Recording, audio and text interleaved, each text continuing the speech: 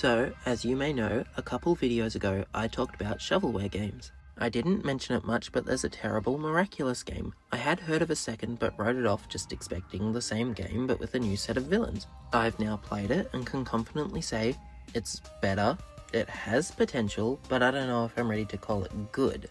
So today I'm going to talk about both games. I will not be replaying Rise of the Sphinx. I tried and the game is so dull, so my commentary will be based off the first level and my memories because I did try to replay it, but it's really not worth it. At least my memories of the other game are fresh, so strap in as I look at the terrible Miraculous game Duology, or whatever I end up calling this video. So Rise of the Sphinx is a shovelware beat-em-up title, but it features some of the most brain-dead gameplay I've ever faced. You literally do the most basic platforming and then battle small hordes of enemies that it almost feels impossible to lose to. Then after the pattern of platforming and battles, you eventually reach a boss fight, which other than Mr. Pigeon does feel they tried to be a little creative for. I say try because with the Weredad boss fight, I literally just walked up to him twice and destroyed his health bar. Meanwhile, I've been told it's supposed to be a stealth-based fight where you chase each other for a while. But yeah, other than the gamer quiz, most of the boss fights are waiting for the boss to do a specific attack or defeat a horde of enemies, boring stuff like that. But it does shake it up, kind of. But hey, at least these other fights force you to do something else instead of Weredad where you can just walk up and pummel him in 5 seconds. Honestly, the boss selection feels kinda lacking. Literally the only iconic villain they choose is Mr. Pigeon, who is the tutorial level. Every other villain does come from an iconic episode, but the villain themselves isn't the iconic part. Like Weredad, Troublemaker, and Gamer, they all have really popular episodes, but I feel like no one's really asking for them to come back. At least they made some original villains in Chloe and the Sphinx, although Chloe's villain design is pretty awful. Also, despite this taking place before the Season 3 finale, Chloe has already renounced Ladybug. Like, what is this? The timeline sucks. Then there's the battle against the Caterpillar and Mayora. Saw a post claiming this game was built around Mayora since they never did much with her in the show. Nice with her whole 1 minute of screen time in this game. They do have a scene that expands the lore of Natalie, but they could literally do that in the show because they do use her a bit. It was definitely Mayora we needed to see more of, and they did not deliver. I mean, maybe they did something for those amazing text boxes I skipped, but if there was something crazy enough in there, surely it could have been a real cutscene. Anyway, you defeat Mayora by sending her to Undertale, and then her and Chloe just disappear from the game forever. Now you have a fight with the evolved Sphinx and Hawkmoth. Overall, the game's story isn't terrible. I would take this as an alternative ending to Season 3. The gameplay itself though, way worse than shovelware, and I detest its existence. The gameplay is so dull and restrictive, and then there's $10 DLC that gives you a couple costumes and a glow effect for your weapons. There is a hub world where you can buy upgrades and talk to your friends. It's a little boring, but it's a cute way to explore Paris when you're not a hero. The model quality is a bit low, but since you're going to be seeing everything from a distance, it is a cute looking game. I'm sure this game might be fun in 2 players, but isn't that the case with like any game? I'm giving this a 3 out of 10. The official Roblox game is more fun than this. Now, with Paris Under Siege, I was actually pleasantly surprised. First level opens up in Marinette's house and then you meet up with your hero friends as you notice some strange happenings. Biggest gripe is honestly the trailers make it seem like the other heroes would be playable, but they just end up being special attacks, which you barely get to use either due to forgetting they're there or the second you have them all, the game takes them back off you anyway. I must commend the gameplay on this one. It actually feels like a game, like we went from worst to shovelware to some of the better shovelware. The gameplay is really janky, but you can feel a genuine attempt. I think it needed more testing. There's a few spots with death barriers where there shouldn't be. Like one spot in the Lady Wi-Fi level, I wanted to get some XP because it was some of the better XP. It's sitting on top of the shipping containers. Seems easy enough. You jump on the shipping container and you die. So then you have to work your way around hoping there's no death barrier on the other side, and you have to jump and jump, and because the jumps are so janky, you never know if you're gonna make the jump.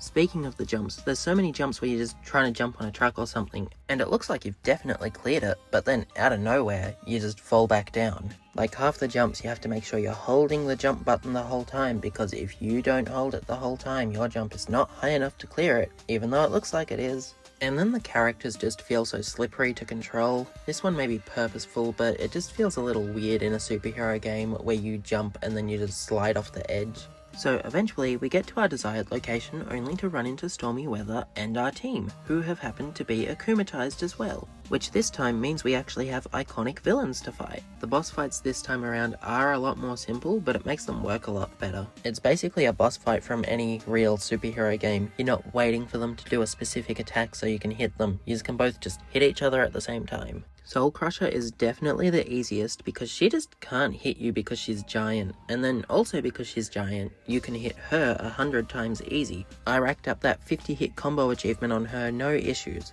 I mean, it's the Miraculous game. I'm sure the achievements aren't going to be that hard to get, but just pummeling it out on the boss seems a bit silly. The levels themselves are so boring though, and half the time you're just waiting for the next boss fight, and each level feels like it drags, except for Lady Wi-Fi and the Bubbler. These were the last levels I did, which was a pleasant surprise, but then because they went by so fast, I found myself wanting more. I don't know if these were the earlier levels I was supposed to do, so then I went in too strong, or if it's just because they had better set pieces that made it feel like the level was going by faster. Like running across and bouncing off all the bubbles was really fun, and then you have fights on moving trains, and it's like, where was stuff like this in the other levels? I was just going across beating people up and that was it. It's not the most complex stuff ever, but this felt like actual platforming, and I didn't want it to stop.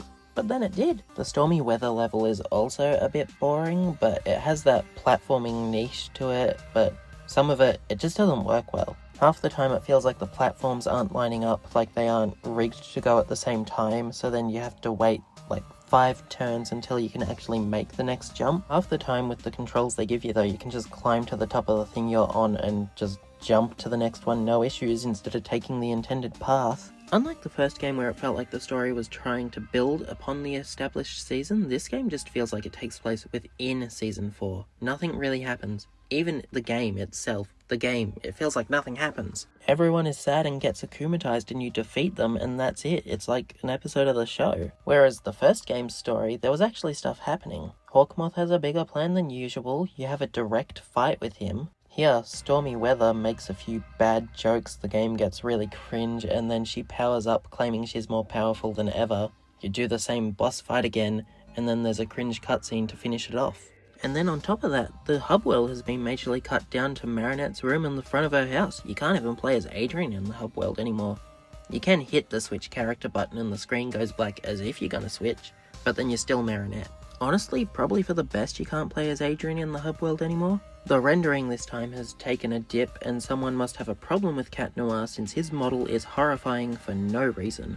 Once again, the game has $10 DLC, but this time it's just for 2 costumes and the different weapon effect. I got the deluxe edition for $8 on sale, so I'm not going to complain when I got the whole thing cheaper than the DLC itself. As much fun as I was having, the game is really janky and severely lacking in story. I recommend picking it up on sale, especially when it's cheaper than the DLC. I'll give it a 5 out of 10. Very middle of the road, but I would like to see what they could do in a 3rd installment.